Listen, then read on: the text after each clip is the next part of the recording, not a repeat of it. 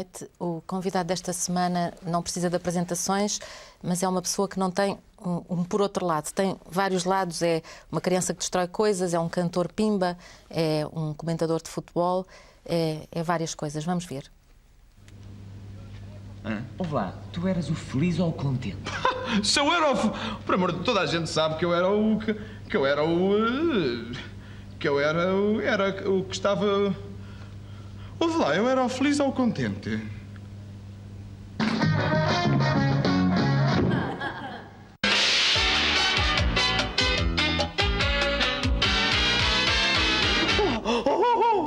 Oh, Esteves, você está-me atrevido. Então, pagar com essa loucura, se vai pagar aqui, o Serafim já anda desconfiado. Tá. Estas linhas, isto está cada vez pior. Não disfarce com quem é que estava a falar. Estava a falar para a padaria. É isso, para a padaria. E estava a encomendar o pão. Já estou a ver qual é o seu problema. O quê? Não ter visto o padeiro?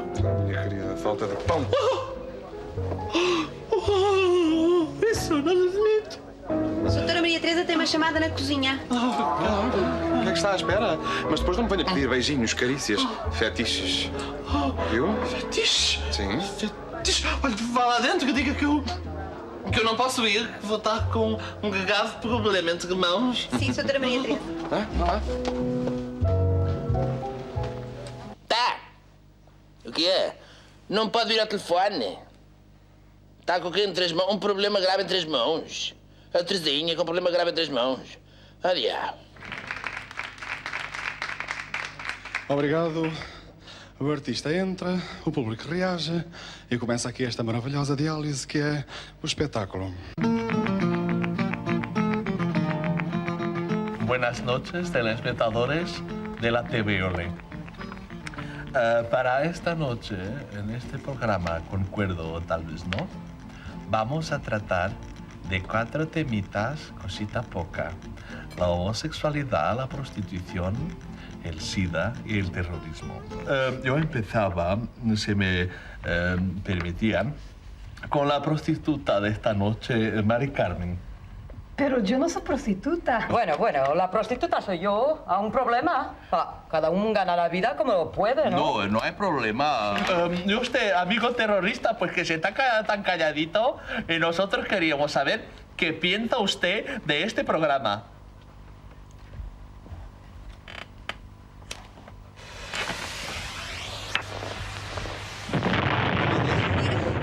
Ai, Dê-me qualquer coisa para partir, senão eu rebento. Para partir. Para partir, Emília. Para partir. Ai, que eu rebento, Emília, eu rebento. Ah, não rebento. Menina, não rebento, que é um chiqueiro aqui que me suja isto tudo, que ainda agora ali me limpei. Tu está Ai, que eu tudo rebento. limpadinho. Ah, menina, toma outra, outra coisa menina. para partir, Toma outra, menina. Pode, menina, pois Já estou melhor, passou. obrigada. Boa noite, Filipe, vá com Deus. Mas sabes que é inquietante ver estas imagens? Porquê? Por razões muito perversas.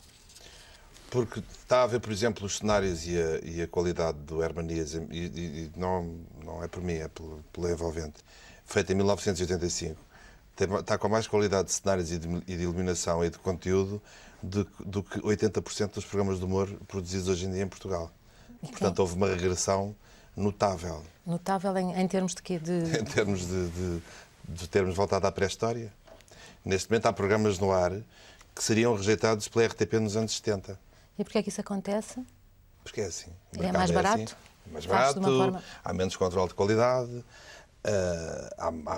há perversões no mercado que nos deixam como formigas a olhar para autocarros. O fenómeno Big Brother é talvez o maior deles todos. No outro dia fui fazer um espetáculo e dizia-me um empresário cheio de orgulho, mas de olhos marejados: tenho uma notícia que o vai deixar muito contente. Sim, teve mais de 200 pessoas que o Zé Maria. Muito Que obrigado. alegria, de facto. Ao fim destes anos de estou quase a ter carreira. 30 anos de carreira. Exatamente. Consegui ter mais de 200 pessoas do que um rapazinho amoroso, coitadito, de Barrancos, não tem culpa nenhuma de ter concorrido a um concurso. Portanto, vivemos épocas extraordinárias. Isso nos programas de televisão, então, nota-se também. Nota-se, Uma que é o pessoa espelho. que vê agora com recuo. Há coisas que eu não me lembrava. Por exemplo, odeio aquela primeira imagem que eu estou ali ao lado do Joel. Que idade é que tinha naquela altura? Devia ter 20 e tal e era completamente... Aquilo não sou eu, aquilo sou eu a imitar o Eugénio Salvador, Henrique Santana, o Nicolau e mais alguém, ou tudo ao mesmo tempo, a tentar a procurar uma maneira de me safar enquanto artista. Ainda muito medíocre, muito triste. Na Filipa já não, já estou à procura de um caminho, e no Serafim já estou mais ou menos espigadão. Serafim é uma figura fantástica. Já a saber o que é que vou fazer. É uma figura fantástica, o Serafim. Aquele senhor espanhol é de um programa que foi censurado em 88, que era o Humor de Perdição. Aquele programa que foi censurado, não por causa destes sketches, mas pelo por causa neocavaquismo da altura. A RTP, coitada, não teve culpa nenhuma, não é? A RTP tem as costas largas, tem sofrido as mais variadas loucuras dos mais variados poderes, e mesmo assim resiste, e muito bem. Mas os poderes têm feito... A primeira vítima foi sempre a RTP. As coisas que se passaram nestes corredores davam um magnífico seriado. Porque, então, o poder pós-25 de Abril até ao princípio dos anos 90, quando começam as televisões privadas e as coisas depois são esvaziadas, dava uma série magnífica de televisão. Quando é que o Herman começou a trabalhar para a RTP?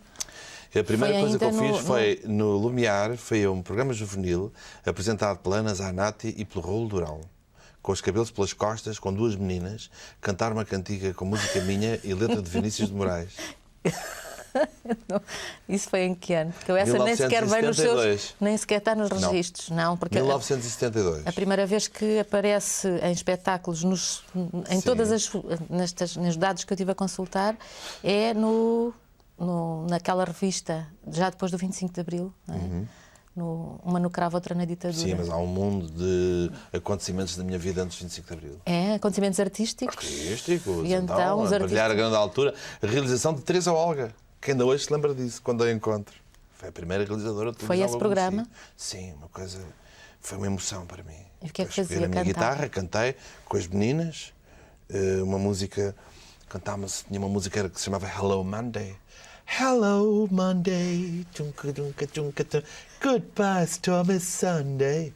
O meu sonho nessa altura era ser um produto híbrido entre o James Taylor e a Carole King. Sim, mas também não era variar muito, porque eles também cantavam coisas um do outro, não é? Ou melhor, ele cantava coisas dele. Não era e de assim maneira que, muito... pronto, foi o meu princípio, e andei na rua e fui conhecido na altura durante uns dias.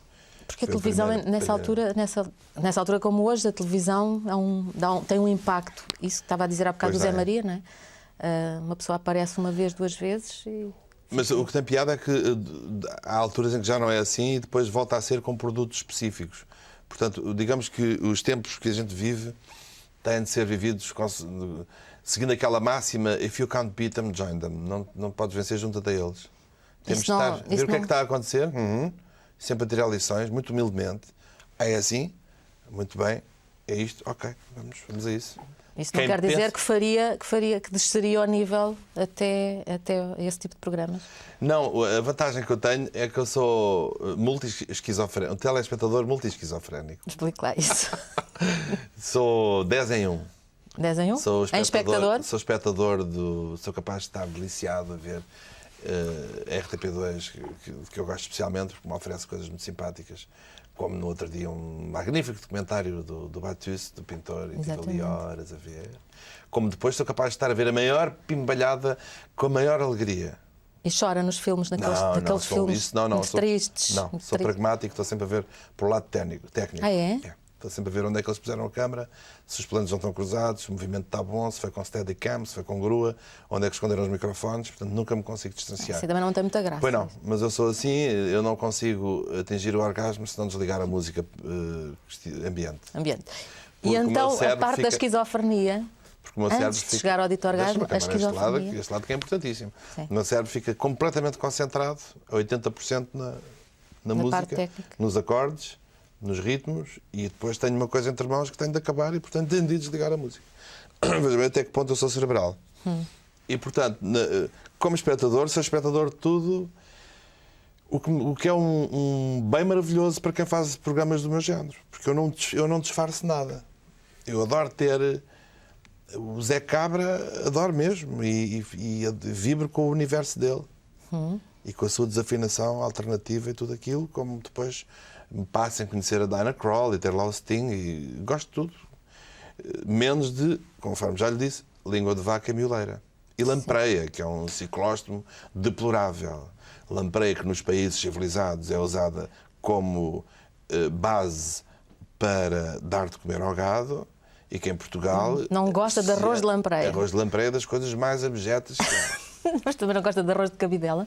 Isso já tem, alguma assim, piada. Tem qualquer coisa de parecido, apesar de tudo. Não tem, porque lampreia é um ciclóstomo nojento que vive dos cadáveres. É como comer abutre no forno. Se o coletivo se apercebesse do nojo que é a lampreia, nunca lhe tocaria e fazia como se faz nos rios do Canadá, seria apanhada para fazer ração para porcos. Sim, mas come outras coisas que também não têm assim, Por uma exemplo, alimentação... há peixes que não se pode dizer que tenham uma alimentação extraordinária, não? Nenhum peixe que eu coma é porco. Portanto, e nenhum porco que coma é porco também, eventualmente. Mas o porco tem... Hoje era para trazer uma gravatinha que tinha porquinhos, que não trouxe porque infelizmente tem azul. Isto é outra conversa. Sim. Não vamos agora estar a explicar aos espectadores. Mas pronto, há uma coisa chamada cromen, que os azuis são substituídos por outra cor. Nunca podemos e vir os de fundos azul, às vezes são substituídos e, portanto, não podia vir de azul. Mas o leitmotiv eram porcos, porque o porco é o único animal que tem o direito a ser porco. Está bem, pronto. Portanto, E é digno na sua javardice, porque comer cascas de batatas não é mau. O meu tio, o irmão do meu pai, esteve num campo de concentração soviético 7 anos e foram as cascas de batatas que o salvaram de morrer à fome, juntamente com os ratos. E hoje em dia você entra num restaurante chique, tipo XL ou num sítio qualquer, e uma das entradas são cascas de batata fritas, que é uma delícia. E se for ao café, as minhas batatas são cortadas, como fazia a minha avó Manela, com casca, lavadas com casca e fritas com casca, e traz o petit croustillant, le petit croustillant de la croûte está presente na batata, minha querida. Exatamente. E então, e a lampreia nunca cozinhou lampreia? A parte de não gostar também não era capaz de tocar? Não, jamais tocaria numa lampreia. E enguias? Enguias também é uma coisa esquisita. Sim, mas lá está. Mas enguia já é mais suportável. Portanto, a enguia está para a sociedade ocidental como a cobra está para os chineses. É uma coisa finita que mexe, cortam às tirinhas, fritam, o problema é deles. Eu não sou especialmente apreciador. É apreciador de trufas, porque todos os pratos de que fala, que diz que são preferidos, enfim, não são sempre os mesmos, mas em várias entrevistas vai dizendo. Mas tem sempre as trufas. Já está a entrar num campo que é quase religioso para mim. É? Por várias razões. Explique lá isso. Primeiro porque é largamente cara.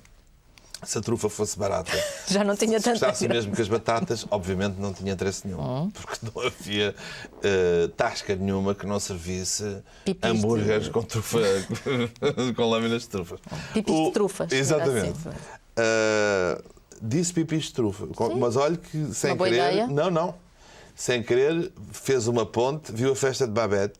Vi, sim, senhor. Bom, na festa de Babette somos pequeninas avezinhas que são metidas, como eles chamam, au sarcophage, dentro de um pequeno caixão de massa folhada, em que a cabecinha é frita, e levam lá dentro uma trufa inteira de Périgord fresca, embrulhada em pâté de fígado de ganso.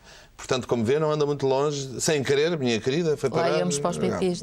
Portanto, isso não é tão desprovido. Agora, o que eu lhe digo é, quando se vai a Paris comer trufas frescas, laminadas por cima de um verde ou por cima de um fettuccine, não só se está a comer uma joia, porque aquilo é realmente terrivelmente caro e a gente tem a percepção que está na presença de um produto raro, psicologicamente no ser humano tem imensa influência, não vale a pena dizer que não tem de se assumir, como depois há um paladar que se vai descobrindo com o tempo. É uma das mais-valias do envelhecimento, é a gente ir compensando cada ruga e cada cabelo branco com coisas que quando éramos novos não sabíamos apreciar.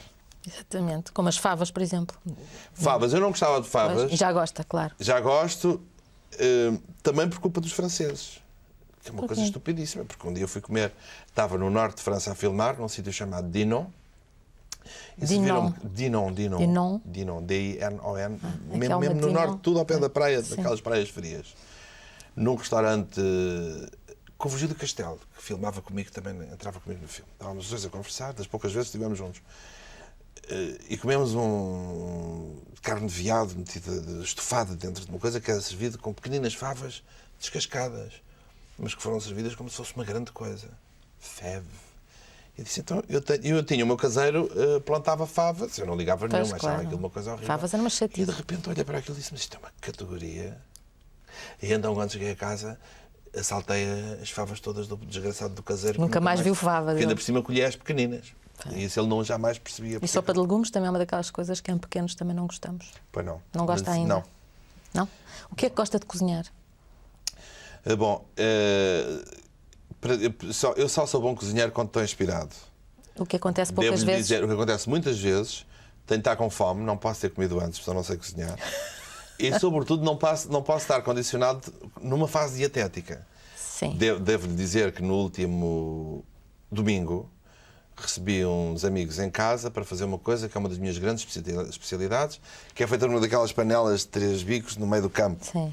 Que é umas massas, umas farfalle que eu faço com camarões, hortelã, tomate fresco e natas e é uma delícia.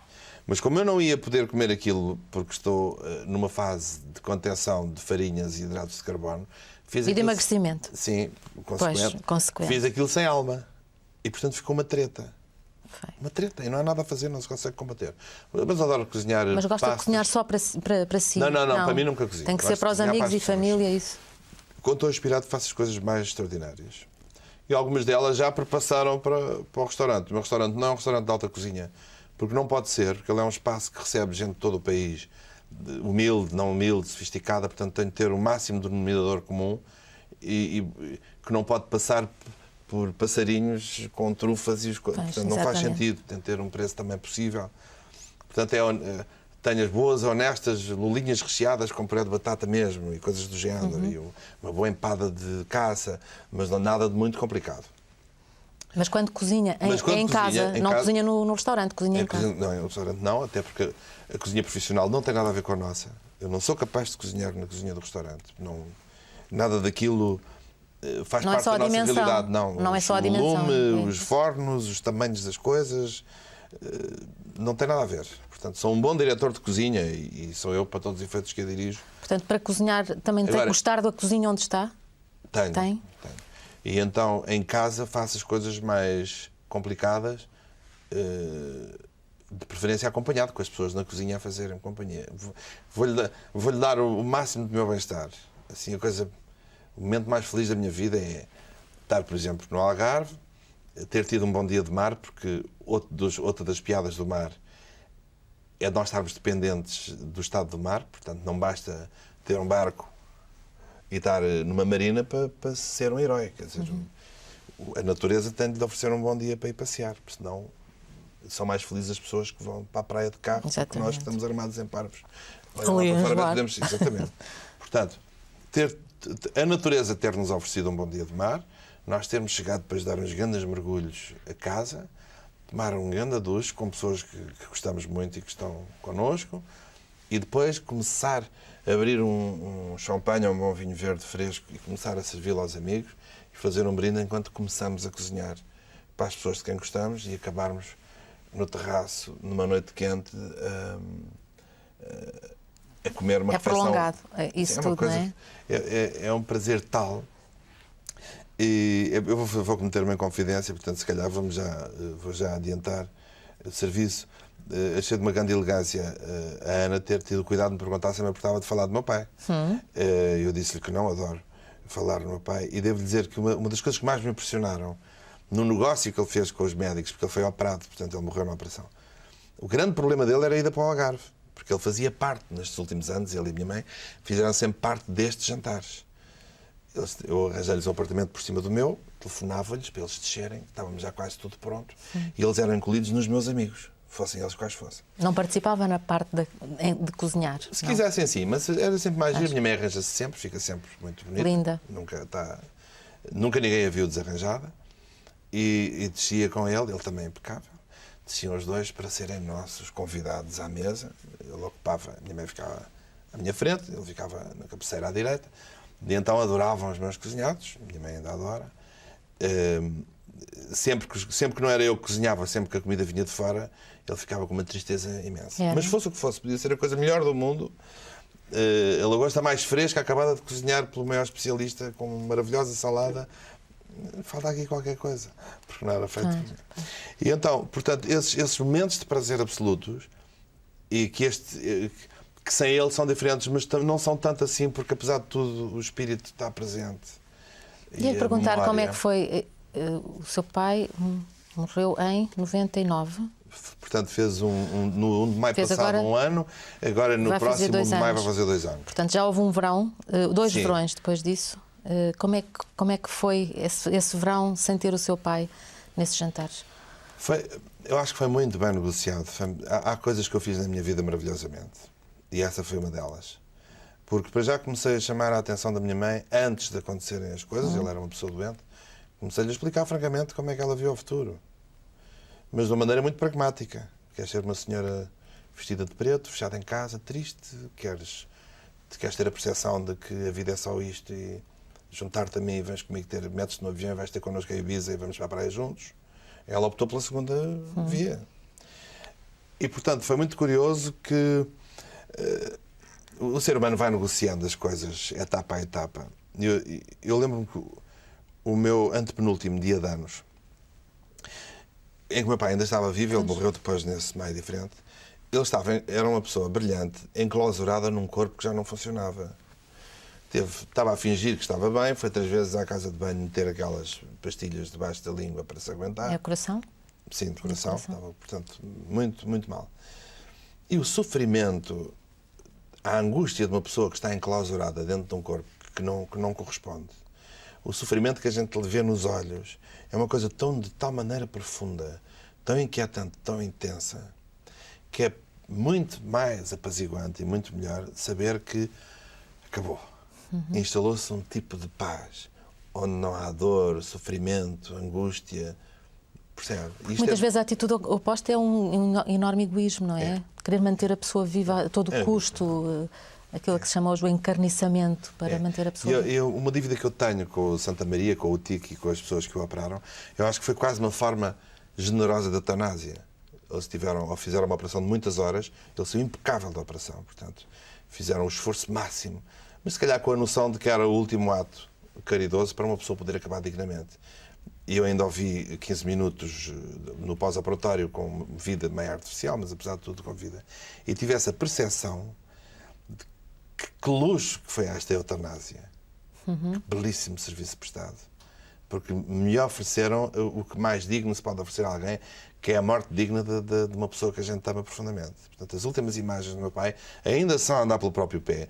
Ainda são a escorraçar um padre que foi lá tentar-lhe fazer a extrema-unção, que foi uma coisa absolutamente caricata. Não acredito, a sério. Porque os padres são realmente, na sua maioria, pessoas encantadoras e generosas, ganham muito pouco, acreditam naquilo que fazem e estão ali realmente a cumprir uma função que tem de ser respeitada. E este coitadito devem-lhe ter dado uma lista com as pessoas que estavam já na sua fase terminal, tipo supermercado. Então, quem é que eu faço a extrema-unção? Olha, estes 3 devem estar a patinar. E estas 2 também. E eles, coitadinhos, vão diretos aos potenciais patinantes. Com um santinho, perguntar sempre se querem alguma coisa. E o meu pai disse, olha, eu agradeço-lhe imenso. A minha mulher é que acredita imenso nas vossas coisas. Eu tenho de ter paciência, mas de todas as religiões que conheço, a vossa não é seguramente a mais bem estruturada, nem a mais inteligente.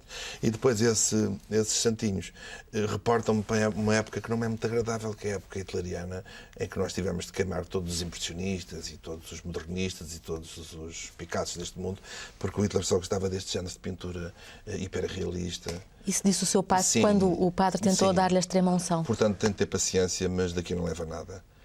E ele pega no santinho e quando olha para o lado estou lá eu. Portanto, teve contacto com o diabo e depois teve contacto com o discurso diabólico e quando olha para o lado viu o diabo ele próprio. Era uma espécie de diácono remédios propriamente dito. E saiu de lá a fugir e ainda hoje se deve estar a recompor da experiência. Pois, portanto, tem que começar com um certo choque, de facto. Agora, veja bem até que ponto isto foi tudo digno. Claro. E para mim mesmo há bocado, quando disse escorraçar, pensei que tinha sido uma cena diferente. Não, é uma cena... Não, sempre com uma grande elegância. E, portanto, tudo isto teve muita dignidade e marcou-me imenso, porque me deu uma perspectiva muito mais profunda das coisas. E aconteceu uma coisa estranhíssima. Então? Até à morte do meu pai, eu via as coisas, em termos cinematográficos, a minha câmara estava montada numa calha e fazia travellings pela vida. Portanto, eu tinha uma visão imediata de tudo o que estava a acontecer. Com a morte do meu pai, montaram a minha câmara em cima de uma grua. E de repente começaram a subir a grua, como naquela cena de Tudo o Vento Levou, quando se vê os...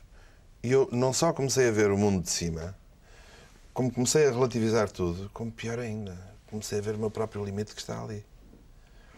Porque a última vez que perguntei a idade ao meu pai, tinha ele a minha idade, eu achei que ele, coitadito, já era velhote.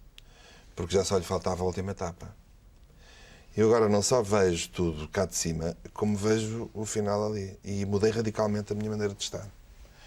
Ou seja, cada dia tem de fazer sentido para mim. E perdi qualquer tolerância para as más pessoas.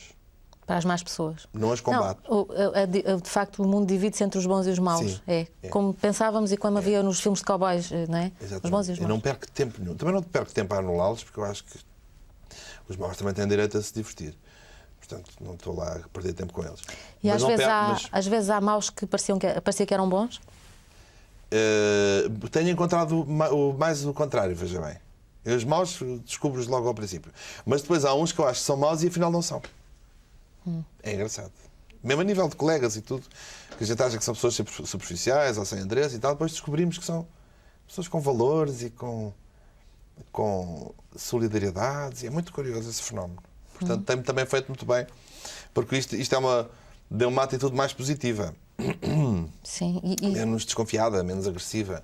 Agora, foi muito mais pragmático do que já era. Portanto... Já era bastante, todo o seu percurso é bastante. Mas agora ainda sou mais. Portanto, É? agora aponto e digo não, sim, não. Mas não vale a pena estar a discutir. Não vale a pena. Tchau. É curioso que o Herman é assim, uma espécie do Mário Soares, uma espécie de Mário Soares em termos nacionais. Isto é uma pessoa que pode dizer mais ou menos tudo o que lhe passa pela cabeça.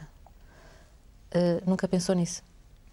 Já pensou? Já, não lhe faz? Não está de acordo?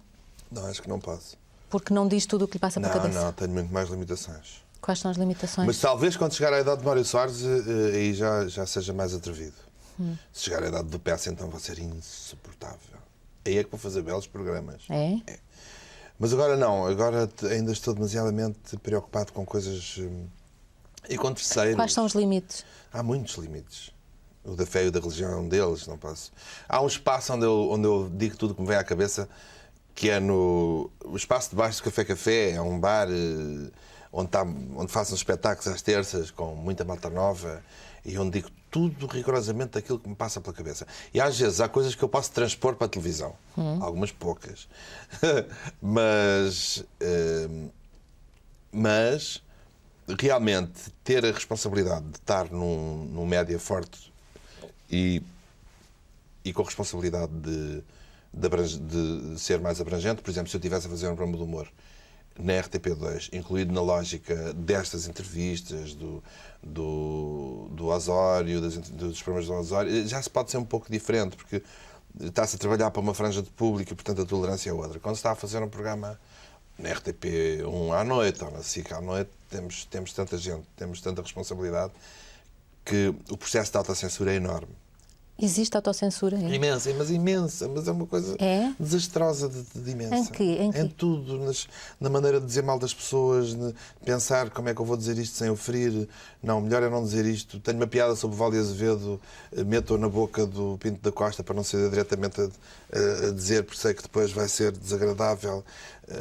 Depois sei que o homem está em prisão domiciliária, acho uma cobardia estar a mandar piadas porque estamos cá fora arrogantes com o nosso poderio a dizer mal de uma pessoa que ainda não foi julgada e a infernizar-lhe a vida, porque depois o puto vai à escola e ouve. Percebe? Isto é uma teia de confusões. Porque depois esse lado das coisas aparece-lhe. Portanto, a história do puto que vai à escola... Completamente, tudo. Como é que fica a saber dessas coisas? Quer dizer, como é que contacta com o outro lado com o impacto... Um dia fiz uma piada sobre uma rábula sobre o Pedro Caldeira. E um dia apareceu-me um puto giríssimo no restaurante com ar magoadíssimo. Era o filho. Agradeço-lhe o seu equilíbrio todo em tudo, mas houve ali uma altura que você fez ou disse, já não me lembro o que era. E infernizou-nos a vida durante uma quantidade de tempo. Ou seja, aquilo teve um poder tal. E disse, miúdo, realmente peço desculpa, mas sabes como é que são estas coisas? A gente vai dizendo, vai fazer. Acho que teve a ver com umas piadas sobre o editorial ou qualquer coisa.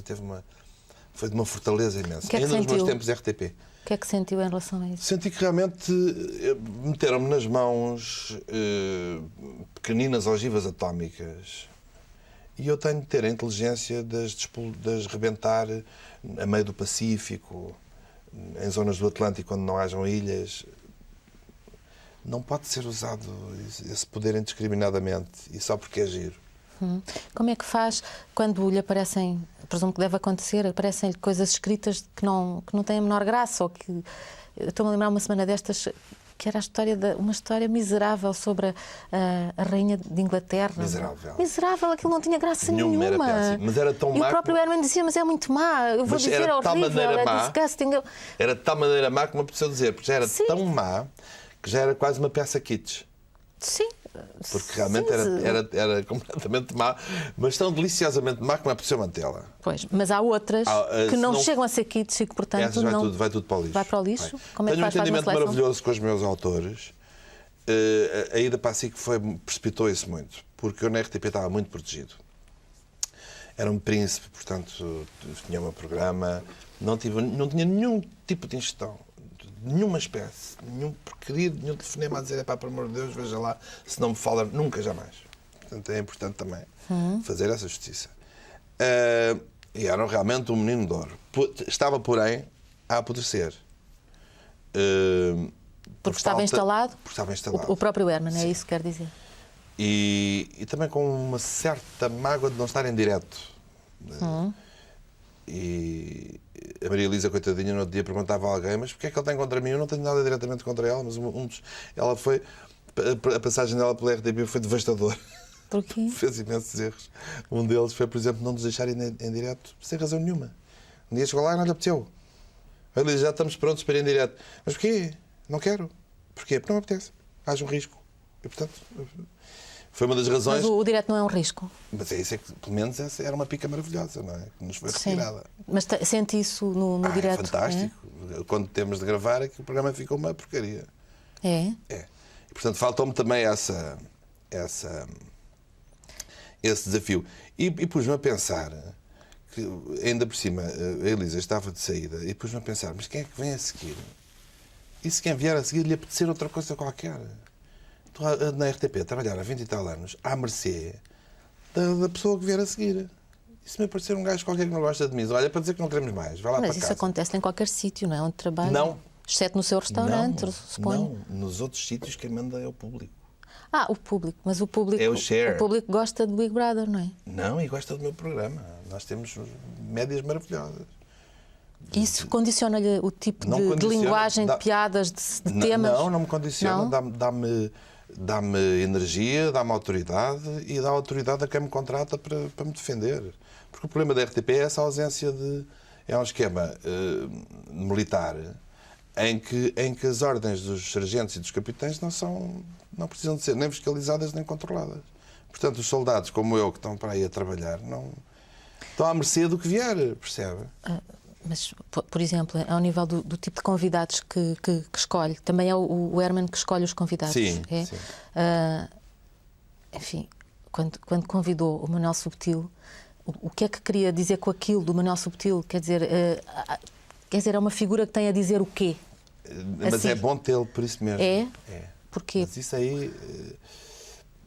Isso aí não é explicável. Isso é não é coisa explicável? Que se sente. Não, é como as meninas. Porque é que eu de vez em quando ponho as meninas que chamam ao Léo? Ou meninos despidos? É mais ou menos o mesmo que contar a anedota da Rainha de Inglaterra? É, ou porque é que vai lá o Zé Cabra? Não? É o kit. Faz parte do meu equilíbrio natural. Porque é que é ótimo ter o Subtil. Sabe que quando eu tive a ideia, os programas concorrentes chegaram-lhe a oferecer 1000 contos para ele ir. Nessa mesma semana, porque não tinham tido a ideia, por exemplo. Mas isso é uma questão de público e de... Não, é uma questão de ter tido a ideia e de mostrar o Subtil e a seguir ter outra coisa qualquer e de repente ter como vou ter os Madre Deus e sentar o Zé Cabra ao lado. E, percebe? Faz parte da minha maneira de ser livre e da minha maneira de sentir as coisas. Pode sempre pôr o Manuel Subtil também só de tronco nu, não é? Digamos. Se tivesse piada, sim. Não tem piada. Não é provável que tenha piada. Mas se o Manuel Subtil tivesse o corpo ou o ar de Tom Cruise ou do Sting. Pronto, Sting. É mais a minha idade. Por que não? Por que não convencê-lo a isso? Se aquilo provocar de alguma maneira... Mas isso, quase vale tudo, Herman. Dentro dos certos limites. Dentro dos certos limites. E é isso que eu não sei quais são os limites. É uma questão de bom senso. São os meus próprios. E tenho de se confiar nos meus próprios. Ou seja, sou ditador absoluto, sou quase um teocrata dentro do meu programa e esse é o único critério que vale. Sim. E vivo dos balanços. Se me disser que eu tenho Manuel Subtil e na semana seguinte o outro que se barricou no coisa e depois outra vez, já não faz sentido. As cócegas são assim, se você fizer assim, ai, parvo. Mas fizer mais, começa a fazer dor. E isso não é explicável. E muito pouca gente entende. A nível da escrita e da crítica televisiva ninguém entende, porque isso então são completamente quadrados. Tem aí Nós temos a escrita mais antiga, mesmo os novos. É? Sim. Os jornais em geral. Os jornais portugueses são os jornais mais antigos da Europa. Estava a falar da crítica ou estava a falar dos jornais em geral? São profundamente antigos. Nós temos uma imprensa velha. Os putos são velhos. As miúdas de 20 e tal e de 20 e tal anos que me entrevistam hoje em dia são pré-históricos. Mais velhos do que os mais velhos? Sim. Já está tudo também dentro daquela lógica do convencional. Já aprenderam à pressa 2 ou 3 coisas que é bom dizer-se. E sabem também já o que se disse na semana anterior na Vanity Fair e nos caia do cinema para fazerem a sua extrapolaçãozita e depois já estão condicionados. É uma coisa impressionante. Eu não conheço país tão antigo e tão patético nesse aspecto como Portugal. A nível então dos críticos, já dá mesmo vontade de rir, não é? Sim, é que aí os limites são muito complicados, porque quando eu lhe perguntei se aceitava falar sobre, não era em geral o seu pai, era a morte do seu pai, porque era um tema que eu acho que é uma questão que o abalou profundamente. Sim. E que, como disse há bocado, acabou por mudar a sua maneira de ver o mundo. Isso tinha que ver também com aquilo a que se pode chamar jornalismo que se faz muito hoje. Quer dizer, desde o momento em que eu vi uma pessoa, que suponho que tem carteira profissional, a perguntar a uma criança do Castelo de Paiva: tens pena de não ter ido naquela excursão? Quer dizer, eu acho que tenho eu sempre tive, mas nós temos mais obrigações ainda, não é? E é por isso que eu lhe pergunto a questão dos limites. Claro. Até onde é que se pode ir, o que é que se deve fazer. Eu tenho sempre esse cuidado. E aí não há regras propriamente escritas, tem que ver com bom senso, formação, etc. Não é? Na maior parte das coisas não tem regras. Não há. E se você pegar nos produtos de êxito, quase todos os produtos de êxito fazem as regras instituídas. É originalíssimo. As coisas que marcam, seja o que for, coisas que marcam a vida, o Citizen Kane do Orson Welles vai contra todas as regras de cinema da altura. Ele fez coisas maravilhosas, mandou fazer buracos no chão do estúdio para meter as câmaras, para ter planos contrapicados. E depois, como apanhava o teto, não havia maneira de esconder o microfone. E ele mandou fazer em tule falsos tetos para ter os microfones por cima. Só fez disparates. E aquele disparate é uma obra de arte. E portanto, e faz escola depois, faz não é? Escola. A vida está cheia dessas coisas. E, portanto, isso dos livros é sempre muito relativo. Por isso é que eu não consigo explicar porque é que me apeteceu levar Manuel Subtil naquele programa específico, naquele momento específico. E não o usei como arma de arremesso contra ninguém. Portanto, isso também é importante, não é? Pode ter sido sentido como tal. Admito pois isso. Pois pode. Mas não usei como arma de arremesso. Voltando à questão quando começámos, que era a questão da qualidade, disse que a qualidade tem decrescido, tem baixado com a questão, presumo eu, de uma certa falta de exigência, não é? Programas que hoje em dia são aceitos. Isso também tem que ver, também está relacionado com esses limites. Hoje em dia é como se não houvesse limites também nessa parte do bom senso, da informação, não é? Hoje criou uma série de novas figuras, como o Nélio e a Idália, que são umas figuras que eram possíveis aqui há uns anos ou não? Eram, só que eu não tinha pensado nisso. Não tinha, mas são geniais. Mas pior que isso, não tinha peso para fazer. Pois, aí está. É uma questão de idade. Não é fácil arriscar. Jamais poderia fazer. Repare, eu quando tinha 30 anos, bonitinho, solteirinho... Solteirinho continua, diga-se. Sim, mas agora já não é notícia. Sim. Percebe? Na altura portanto, como a pochete, a fazer bexizes, era um suicídio artístico, não é? Nem podia andar na rua no dia seguinte. Hoje em dia não é? Passado estes anos todos, eu tenho um respeito tal do público e as classes sociais, as minorias rássicas, os velhos e os novos, têm uma maneira de me sentir de tal maneira respeitosa que eu me dou ao luxo de poder fazer o Nelo sem correr riscos. Portanto, é uma questão também de peso. E se calhar daqui a 10 anos ainda vou poder fazer outras coisas ainda mais interessantes, porque já tenho autoridade para isso. Posso, se calhar, fazer uma entrevista engraçadíssima a um Presidente da República, porque já tenho a idade dele. Sei lá. Já começa a ter, já começamos a ter idade para Presidente da República. Bem lá, ainda não estou. Eu disse que ficava perfeito aos 50 anos, mas já percebi que não. Ficava perfeito, mas também disse que se reformava, não foi? Mas isso já me tentei reformar antes e também já percebi que não funciona assim. Não, também. Porque diz que não gosta de trabalhar, mas afinal depois não consegue viver sem trabalhar. Pois é. Porquê? Porque fiz a experiência e não correu bem. Cheguei a uma altura em que estava tudo no sítio. Não tenho nunca dívidas, não havia, dinheiro, coisas, não sei o quê, tudo perfeito. Pensei, agora vou experimentar fazer 3 meses de férias. E foram os primeiros meses foi giríssimo, e os outros 2 meses foram de uma angústia absoluta, um disparate absoluto. E então percebi porque é que os ricos sem ocupação são tão tristes. E porque é que os champalimões deste mundo continuam a trabalhar aos 80 anos. Porque o dinheiro só faz sentido até certa altura. A partir de certa altura não é mais do que um instrumento. E depois há vários dinheiros, é muito giro. O dinheiro que se movimenta para pagar ordenados, eu pago de ordenados, por exemplo, só no restaurante, em meses de subsídio de férias, 12, 13 mil contos. Aqueles 13 mil contos não são dinheiro, é uma verba que pertence a 50 trabalhadores e que tem outra cor e que vale muito menos do que 500 contos meus. No entanto, é um movimento daqueles, mais os dinheiros dos impostos, mais outras coisas, mais a produção de televisão. E a gente começa a ter a noção do dinheiro completamente diferente. O que conta é qual é a felicidade que tu tiras dos teus 500 contos. E se tu não tiveres saúde, amigos, boa disposição e algum tempo, és muito pobrezinho, mesmo que esses 500 contos sejam 500 milhões de contos. E essa lição eu cheguei à conclusão há pouco tempo. Foi, porque, entretanto, tem aquele seu lado do consumismo compulsivo, que se mantém, que é uma coisa óbvio, aflitiva, sim. Desculpa, é assim uma coisa, às vezes... Mas porquê? Porque é das coisas mais divertidas que há. É? O quê? Ter um iate? Ter bons relógios? relógios? Eu não tenho, isso eu não tenho, gostaria de ter. Isso é o lado deprimente. Eu adorava ter Tenho pena de não ter um iate. Não, eu tenho um de classe média. Queria um grande. Eu ter um à séria. Isso não posso ter. Para? Porque era esse que me dava pica. Isso é que eu achava giro, não é? Ter uma porcaria. E mais que? Um apartamento em Monte Carlo? Sim, olha que bom que era. Ter um belíssimo apartamento em Monte Carlo. Não posso ter. Sabe quanto é que custa um bom apartamento em Monte Carlo? Daquele tipo de dinheiro que para mim é igual a ser 20 mil ou 200 mil. Um bom apartamento em Monte Carlo, neste momento, custa 1 milhão de contos. E qual é o prazer disso?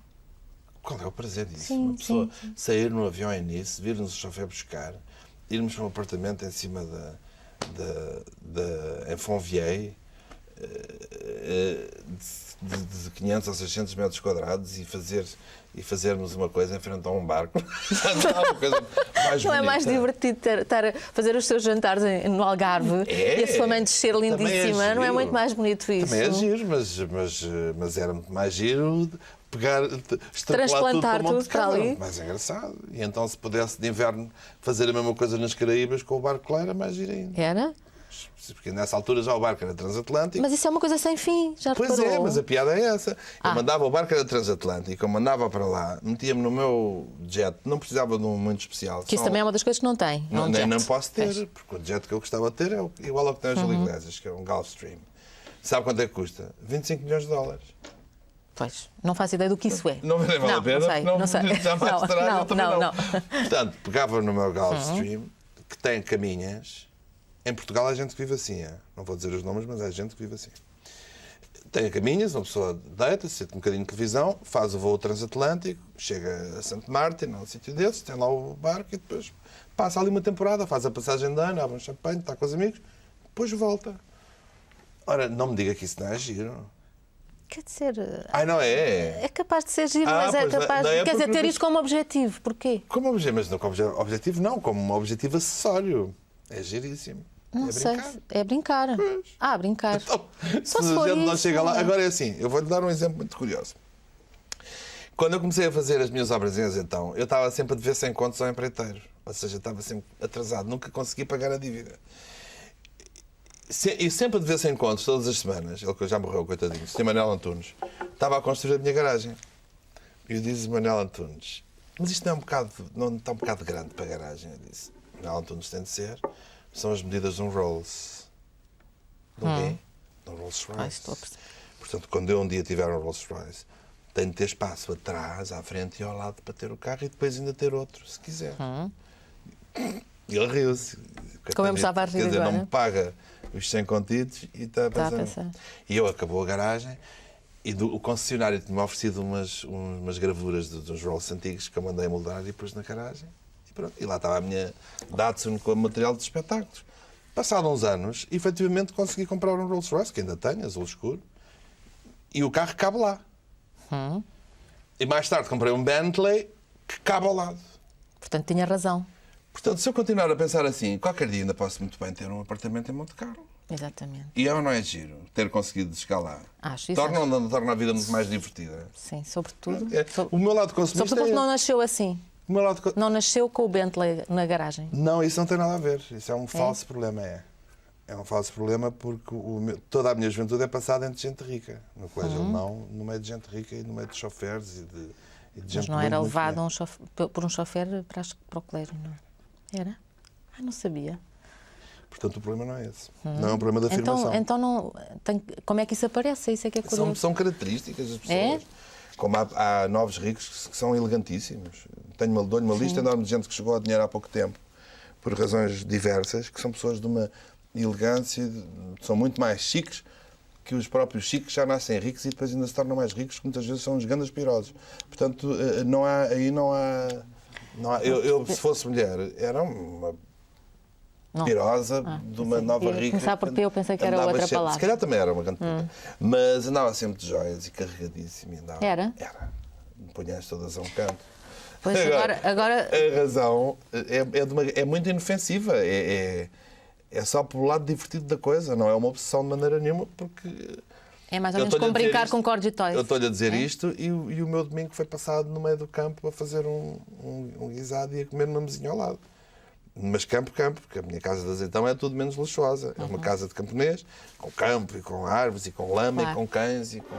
E agora, eu tenho um relógio para lhe oferecer, que tem uma andota por trás, que é aquela andota do Anda Bobby, que já enganei mais um, sabe, com certeza, não lhe vou ensinar.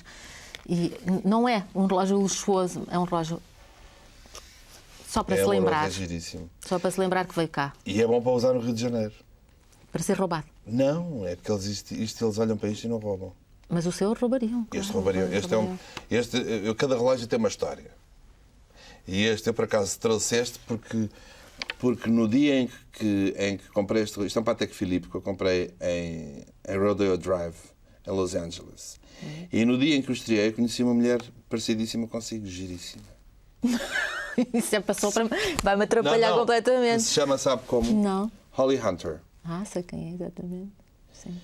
E que meteu conversa comigo por causa do relógio. Nunca se é o proprietário de um Patek Philippe. É o que diz a publicidade. Pois. E foi por causa do relógio que ela meteu conversa comigo e ficámos amigos. E adoro relógios e, portanto, este eu não posso usar no Rio de Janeiro, mas este já posso. Esse. Anda, Bobby, que já enganei mais um. Obrigada por ter vindo. Obrigado.